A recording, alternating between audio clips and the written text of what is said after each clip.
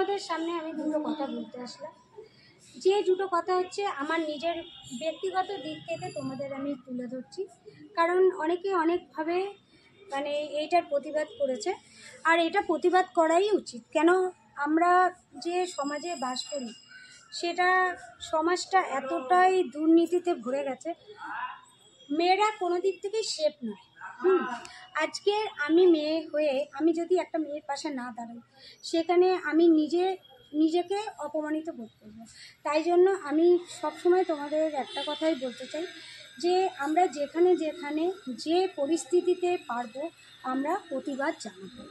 আর যদি আমরা নিজেদের কাজের জায়গায় সেফ না হতে পারি, তাহলে আমরা কোথায় সেফ বলো তো? আজকে আমরা নিজেদের বাড়িতে সেফ নই, নিজেদের পাড়ায় সেফ, আমরা নিজেদের মতো নিজেরা সেফ নেই। তাই আমার সত্যি কথা বলতে, আমার নিজের অভিজ্ঞতার দিক থেকে আমরা তোমাদের বলছি যে আমরা যেখানে পারবো, যে পরিস্থিতিতে পারবো, নিজেদের বাঁচাবার চেষ্টা করব, আর নিজেদের সহজ সরলভাবে মানে নিজেদের স্বতন্ত্রভাবে বাঁচার চেষ্টা করব। কারোর অধীনে আমরা বাঁচার চেষ্টা করব না। নিজেরা এখন সব কিছু হয়েছে, কিন্তু এই বিচার সভাটা আজ যদি তোমরা মানে এই প্রতিবাদটা বন্ধ করে দাও, তাহলে কি হবে, কিছুদিন পর গিয়ে এটা বন্ধ হয়ে যাবে। তা আমার অভিজ্ঞতা থেকে আমি বলছি, এই প্রতিবাদটা যেন সব নারীদের, আজকে দেখো রাস্তায় ছোট ছোট বাচ্চারা যারা একদম কথা বলতে পারছে না, সবে কথা শিখেছে, তারাও চাইছে উই আর জাস্টিস, মানে সবাই সবার জাস্টিস চাইছে। তাই জন্য আমি চাইছি প্রতিবাদটা এমনভাবে হোক, আজকে প্রতিবাদটা যদি চরমভাবে হয়, তাহলে আজকে আমরা যেভাবে অত্যাচারিত হচ্ছি সেটা অনেকটা, দুর্নীতিটা অনেকটা কমে যাবে। তার জন্য চাই আমাদের জোট বেঁধে একসাথে বলতে হবে আমাদের বিচার, আমাদের ন্যায্য অধিকার আমাদের দিতেই হবে, ফিরিয়ে দিতে হবে। তার জন্য আমাদের সবাইকে একসাথে প্রতিবাদ করতে হবে। কিন্তু এই প্রতিবাদটা তুমি আমার নিজের ধারণা থেকে বলছি, কোনো বুদ্ধিজীবীরা অনেক রকম কথা বলে, অনেক রকম কথা শুনি, কিন্তু আজকে বলো 2026-এ যে ভোটটা আসবে সেটা পাল্টে যাবে না তার কোনো গ্যারান্টি নেই। আজকে যদি অনেক কিছু ভাবে, অনেক মেন্টাল টর্চার অনেকেই অনেক রকমভাবে করবে, কিন্তু সেই দিকে মাথা দিলে হবে না। তোমাদের সবসময় মাথা ঠান্ডা রেখে আজকে আমি যে কাজটা করছি আমাকে যাতে স্বতন্ত্রভাবে সেই কাজটা করতে দেওয়া হয়। আমি রাত্রে যেরকমভাবে সেফ হব, আমি দিনেও সেফ হব। আমার এই দিকে বলতে চাইছি আমি দিনে সেফ, রাত্রে সেফ নই তা নয়। তার মানে কি আমি রাতে পুরুষের মতো কাজ করতে পারবো না? অনেক নারীরা আছে যারা পুরুষের মতো অনেকভাবে কাজ করে, তারা রাত্রিরেই কাজ করে। তার জন্য হচ্ছে আমাদের চলবে এই প্রতিবাদটা, আর আমরা চালিয়ে যাব। তার জন্য তোমাদের একজোট হয়ে থাকতে হবে, প্রতিবাদ জানাতে হবে। আর আমার মতো যারা হাউস ওয়াইফ আছো তাদেরকে একটা অনুরোধ, তোমরা মাথা নিচু করে কিছু মেনে নিও না, সব কিছু নিজের পায়ের মাটি শক্ত করে তোমরা এগিয়ে চলো আর সাথে চলো। তার জন্য প্রতিবাদ অবশ্যই জানাতে হবে। Good morning, welcome back to my channel কৌশটুলিতে তোমাদের সবাইকে স্বাগত, অনেক অনেক ভালোবাসা জানিয়ে আবার নতুন সকালে নতুন ভিডিও নিয়ে হাজির হলাম। আজকে হচ্ছে রাখি পূর্ণিমা। রাখি পূর্ণিমাতে দাদাভাই আর ছেলে যাচ্ছে রাখি পরতে। দাদাভাই পড়বে ওর দিদির কাছ থেকে, আর ছেলে পড়বে আমার ননদের মেয়ের কাছ থেকে। তা ওই একসাথেই বেরিয়ে যাচ্ছে। তা আমি একটু চা করে এনেছি, চা খেয়ে যাক, কেন সকালবেলা খালি মুখে যাবে না। তা আমি একটু চা করে এনেছি, ওরা চা খেয়ে বেরাচ্ছে। চলো পরে দেখা হচ্ছে। আর রাখিতে দাদাভাই দিদিভাইকে কী দিচ্ছে, আমার ছেলে কী দিচ্ছে, সেটা সবটাই শেয়ার হবে। আর দাদাভাই কীভাবে রাখি পড়ছে সেটা দাদাভাই শেয়ার করবে, ফোনটাও নিয়ে যাবে।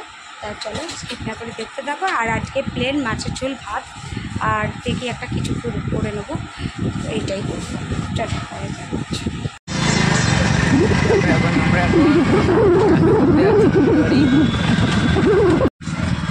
তার আগে গিফট কিনতে হবে। কি গিফট কিনি দেখি। আমি আর ছেলে চললাম দিদির বাড়ি রাখি পড়তে। দিদি আমাকে রাখি পড়াবে আর চিনি পড়াবে ছেলেকে। তো দুজনেই এখন বাইকে করে দিদির বাড়ির দিকে উদ্দেশ্যে রওনা দিলাম। চলো তোমরা স্কিপ না করে আমাদের সঙ্গে থাকো, দেখতে থাকো।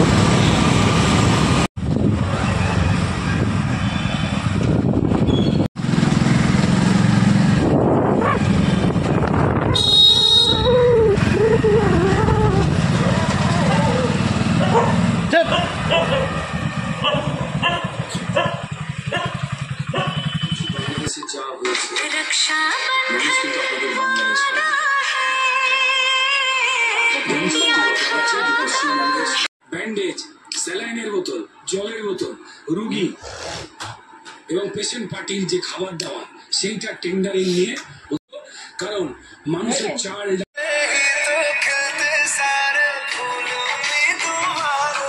দেখো দিকে রাখি পরাচ্ছে দিদি ভাইকে, আর এদিকে দর্শক হিসাবে অমিত এসেছে, দিদি আছে।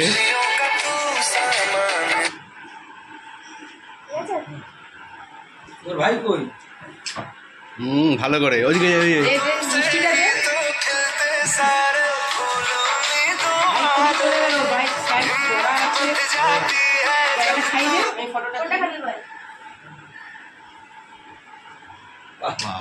গেঞ্জির কালার মিলে গেছে। হ্যাঁ, ওই জন্য ওটা খাবে বলেছে।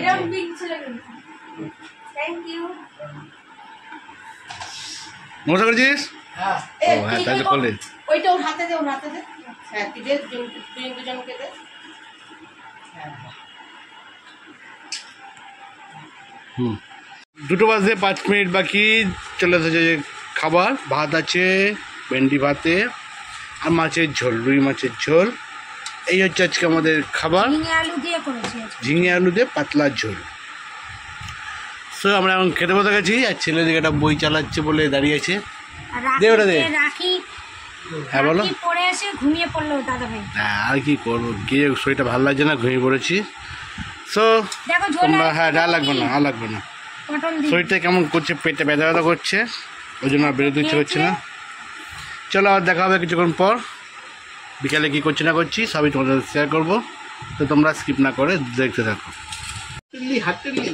এই না পেনটা সরো। দাও। এখন কটা বাজে? অর্গানিক তরকারি করে 6:45।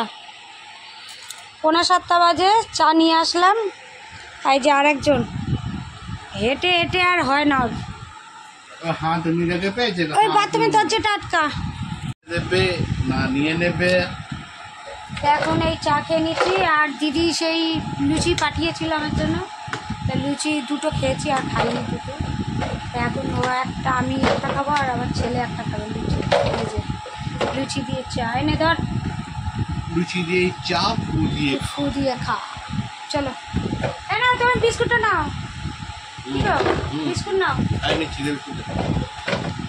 প্রায় 10:10 রাতে খাবার দিদিভাই নিয়ে চলে এসেছে। ভাত করেছে সেই সেই সেই রুই মাছের পাতলা ঝোল, ব্যাস সিম্পল, আর কিছু নেই।